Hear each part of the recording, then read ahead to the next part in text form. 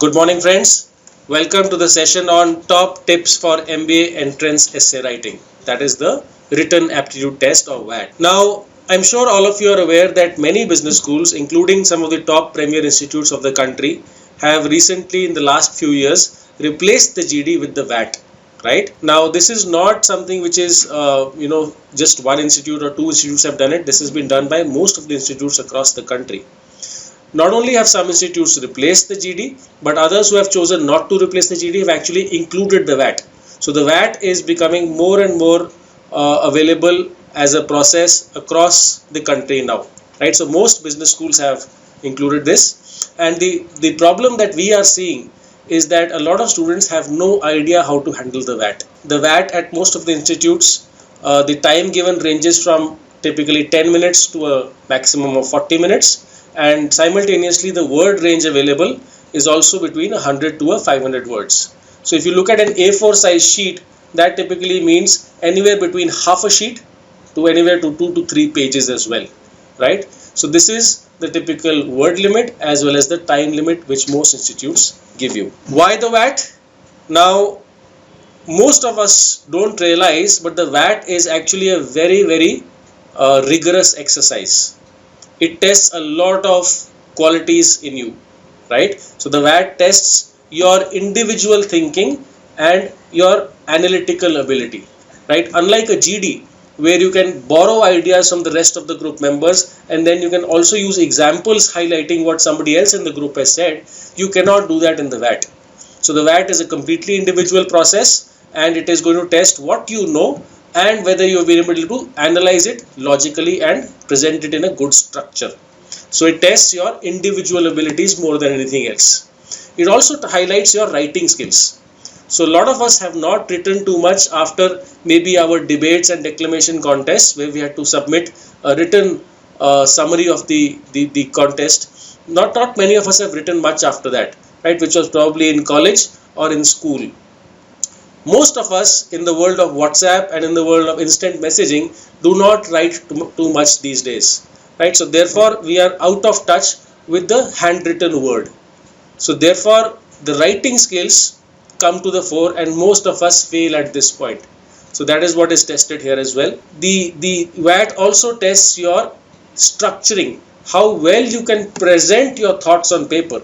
Now some of us face this problem very frequently, wherein we have good thoughts, we know quite a lot about a given topic, but we are not able to present it in a flow, right? So the VAT also tests that point.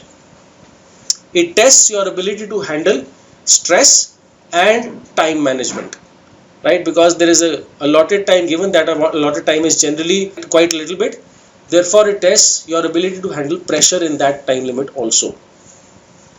The VAT also tests how deeply do you know a topic. Of course, like any other process, the VAT also tests your knowledge. Now, this is true for even the GD and even the interview. So, how much do you know about the given topic is tested here.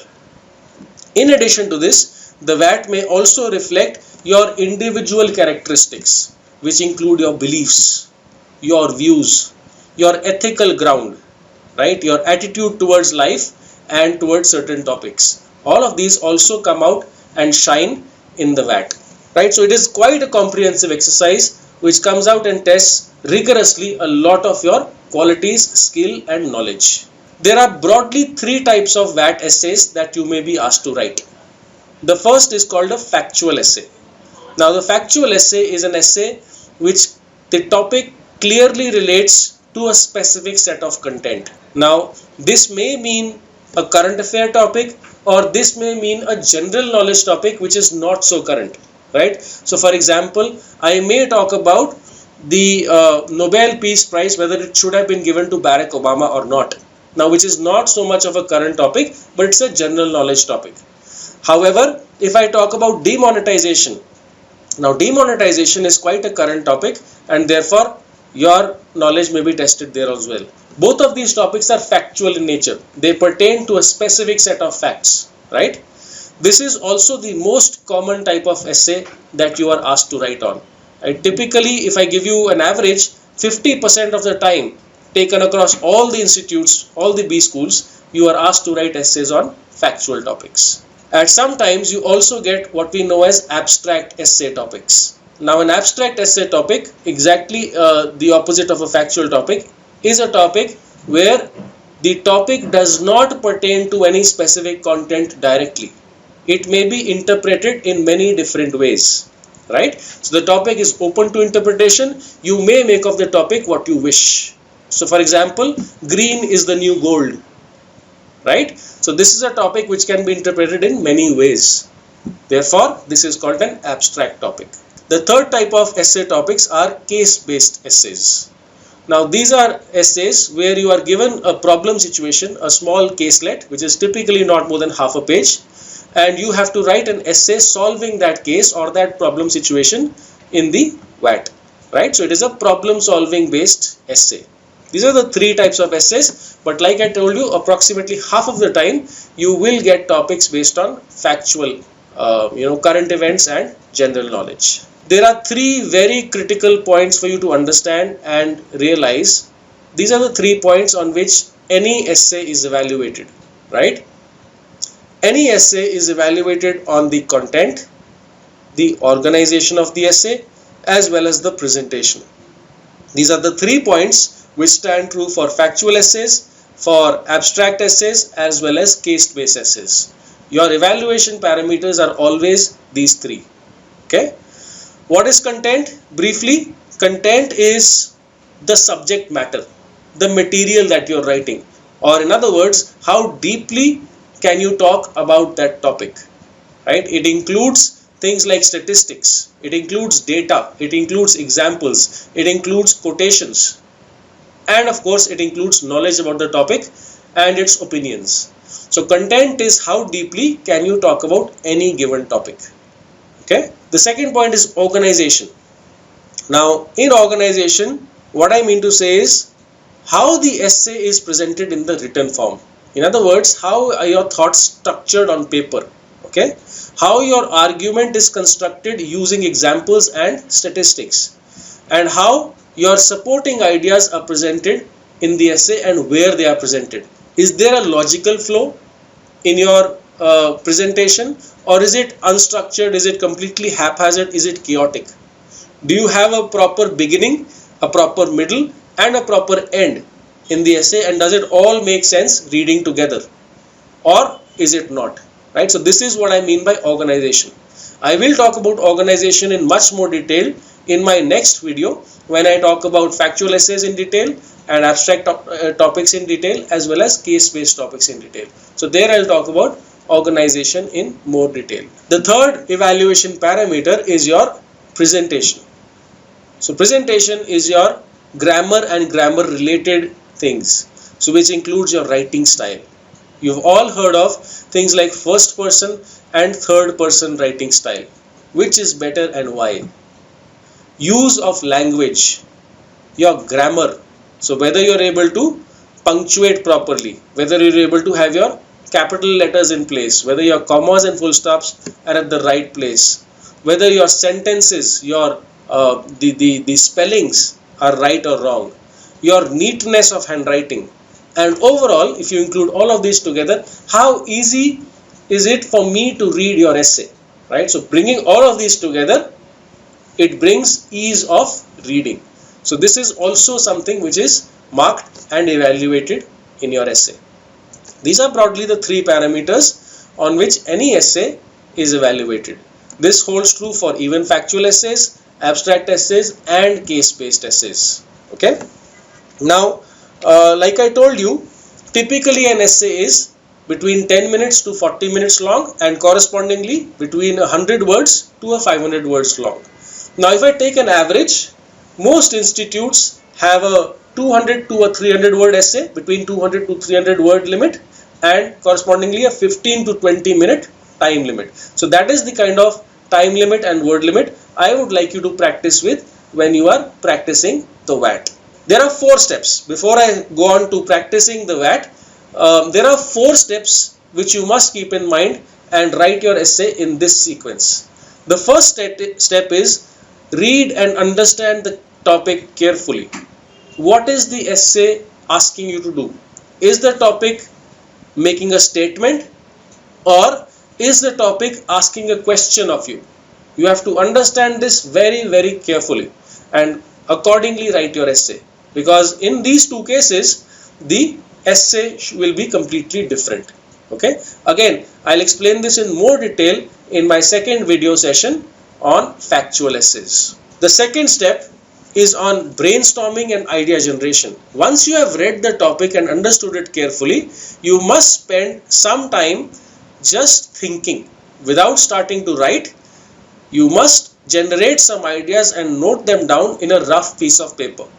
So this is an idea where you generate ideas, you generate thoughts and points of the essay. Then once you do that, you must try to put them in the sequence you want them to appear in your essay, right? So in that rough page itself, try to number them. This is what I want to say first, this is what I want to say second, this is what I want to say third. So try to sequence them right there. And only after you do this brainstorming, then step 3, you start writing the essay. Now, while the step 2 seems to be long and seems to be quite cumbersome, it is actually not. You will not be spending more than a couple of minutes on step 2. Okay? So step 3 is composition, where you actually put pen to paper and write your essay. Now this will follow the sequence of thoughts as you have brainstormed in step 2. Okay? And finally, once you have written the essay, it is very, very important to review and check for your writing skills. If you recall what I had just said 2 minutes back, sometimes we end up making grammatical errors, handwriting is not very clear, we make cuttings, and of course spelling mistakes. You must review your essay at the end for all of these issues. So your writing skills, that is the third point on this slide, you must review it at the end. This is also not going to take you more than a couple of minutes, right? So typically an essay has to be divided in these 4 steps, an essay writing composition, and you must first read the topic, understand it carefully, brainstorm certain points, certain thoughts, put them on a rough piece of paper and try to sequence them, arrange them in a sequence, then compose the essay and then review it and check for any errors. These are the 4 steps you must follow in writing any essay with any kind of topic, right? So now I would invite you to take a couple of minutes, find a pen, find a register or a piece of paper and write an essay. Because after writing this essay, this will be your benchmark. This is the starting point of your preparation, and you will come back to this again and again as we go forward and look at what your first attempt was and then how you are going to improve over the next few videos. So please take out a pen and a paper, and I'm going to give you a topic now, right? Now the topic is going to be quite general. I don't want to in the first essay itself give you a very technical topic. I'm going to give you a general topic. I think most of you should be able to write a good essay on this. However, please keep these points in mind. Please keep these 4 steps in mind, and also please keep these 3 evaluation parameters in mind. Your essay will be judged on the depth of content, on the organization of your thought, and your writing skills or your written presentation, right? So typically, please give yourself 20 minutes and a 250 word limit to write this essay. You have to time yourself honestly and also try to stick to a 250 word limit. Now, just so that you don't have to count, a 250 word limit typically means an A4 size sheet, single side, plus half of the back side. So that's typically 250 words. Okay, so time yourself and please adhere to a relatively rough knowledge of the word limit as well. Okay, so if you are ready now, I will give you the essay topic. So 20 minutes, please write an essay on this topic. Your topic is India 2025. You can start and please stop after 20 minutes and then come back to the slides. Please pause the video here and then come back to the slides again. Okay, welcome back. I hope all of you have spent the last 20 minutes writing the essay on this topic, and I hope there are a number of feelings going through your mind right now. Some of you may be feeling that you had no idea what to do. There was a lot of confusion in your mind, and you were just in your mind you presented a very chaotic written piece. Some of you may be feeling happy that you presented a very nice piece as per the best of your knowledge, as per the best of your skills. Some of you may be feeling lack of depth, that I presented the essay to the best of my knowledge, but I also know that my depth was not enough. I did not know enough statistics. I did not know enough data to write on this topic. So there may be a number of feelings going through your mind, and slowly we will try to answer all of these doubts, all of these feelings that you have in your mind as we go forward. Now, when we are writing an essay, there are some points which we need to keep in mind. Okay? The first and the most simple rule which many students forget is there is no need to overcomplicate, jargonize your essay. Now, many students feel that because you're going into the process of a top B school of the country, you need to present jargon, you need to present complicated, tough technical terms. Not necessary at all. Even if you are able to present a good, coherent written piece in simple language, and you have good knowledge of the topic, and you present it crisply in a good structured flow, you have done a good job. There is no compulsion to overcomplicate your essay. There is no compulsion to use jargon. However, this also does not mean that you don't use technical terms at all. In an essay which requires technical terms or which requires use of certain terminology, you may have to use them. But you don't need to do it just to do it. You don't need to do it just to impress the panel. Panel just doesn't get impressed by using technical terms even when there is no need for it. So it is always better to simplify your essay, simplify the terminology you use, and write a crisp, clear, well-flowing essay. Right? So that is the first tip for you. Second, it is very important to avoid cuttings and overwriting. Okay?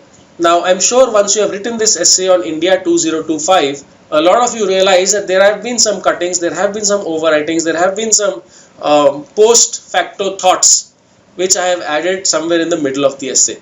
Now, this is completely avoidable. And again, I must tell you that this is not something that you will learn right here, right now. This will come with when you practice 10, 15, 20, 30 essays. So at the end of those 30 essays, our goal is that your essay should be neat, your essay should have no overwriting and no cutting, and it should be in a crisp, clear, flowing format. But neatness is very important. Okay? Your essay must have multiple paragraphs. It should not be one full rambling piece. It must have multiple paragraphs. Each paragraph must be talking about one sub part of what you want to say, and I'll talk about that again in more detail in my second video session, right? But it must have multiple paragraphs, each paragraph talking about one sub part of your presentation, and your paragraphs must be indented.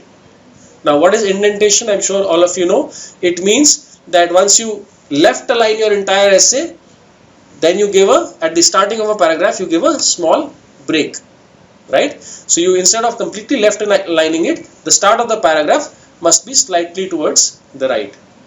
Now, why is this done? The reason this is done is because of, again, neatness of presentation and ease of reading. Now, if you completely left line your essay, because all of us don't have very beautiful handwriting, therefore it may become difficult for the reader to recognize where one paragraph has ended and the next has started. So just to make the reader completely clear that a new paragraph is starting, we indent our essay paragraphs. Okay? A key differentiator that will make you stand out from the rest of the students writing the WAT is the usage of statistics and examples. Okay, so for example, in the topic India 2025, if you have statistics on the agricultural growth rates, or for that matter, if you have the statistics on industry or on the services sector, and if you want to know, or if you want to present statistics on where India should be at the end of the next 8 years, those statistics will be very welcome. Okay, and not only that, many students will not be presenting those statistics. So if you have statistics, and if you're able to present them at the relevant points, you will definitely have an advantage. The same is the case with examples. If you can give examples of what other countries have done on how the development path has progressed, for example with China or with the other Southeast Asian tigers, you may have an advantage there as well. A lot of students will not be able to come up with such relevant examples. So please look at and prepare for statistics and examples. These will make you stand out. Now students often ask me which is better, if I am using the complete space and overshooting it and therefore just doing a little bit of crossing it out and just writing in small font and using extra space, is that better? Or if the space given is a single page, for example, if I'm using just 3/4 of the page, which is better? Now my answer is, if you have a lot of information, a lot of data, you must pick and choose, because overshooting the space is not a good thing. So if you have one page given and you complete the one page and then you're starting writing on the lower margin and the side margins, that is not required, that is not going to be good for you. So instead, pick and choose the data and present it in one full page only. Please don't overshoot the space. At the same time, if you don't have enough data and you're not able to fill up the space, suppose it's a one page space given, it's a 200-word essay, 15 minutes, and you're given a single sheet. Now in this time period, if you're not able to fill up the complete page, you're just able to fill up the half a page, then also you're in a problem. You need to maybe elaborate your points, you need to maybe give examples for your points, you need to give maybe quotations of certain people who have talked about the topic. So you need to fill up the space as close to one page as possible. So the overall answer is, please don't overshoot the space at any cost and try to complete the space as close to as possible in the allotted time. So if you're able to fill up 3/4 of the page, or if you're able to just leave the last 2-3 lines in the page, that's all right, that's fine. But if you're just able to fill up half a page, that's a problem. If you overshoot the space, that is also a problem. So please don't do both of these things. Of course, something quite simple, and I'm sure all of you know this, please try and ensure that you don't forget mentioning the title of the essay at the top of the sheet. Now it sounds quite ridiculous and quite simple, but many students forget to do this. There is no title at the top of the sheet sometimes, and that again lands you in a problem situation. Now before I close this particular video session, I must remind you, everything that we have discussed, everything that we have talked about here is going to be redundant. It's going to be completely useless unless you sit and practice your WAT. Fortunately, the WAT is such an exercise where you don't need intervention of a faculty all the time. So what you can do is, you can write this essay yourself. So give yourself a random topic, go to hitbullseye.com and give yourself a random topic from there. There's a list of topics there.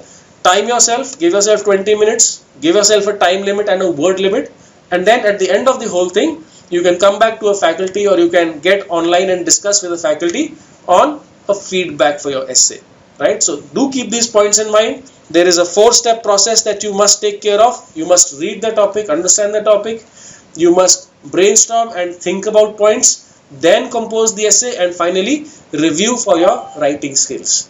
Also, please keep in mind, you are going to be evaluated on 3 headings, which is the content, the organization or the structure of your presentation, and your writing skills. These are the 3 points that you are evaluated on broadly in any essay. So with this, we close the session on the introduction to essay writing or the tips to essay writing. Please visit hitbullseye.com for further tips and further video sessions. Thank you.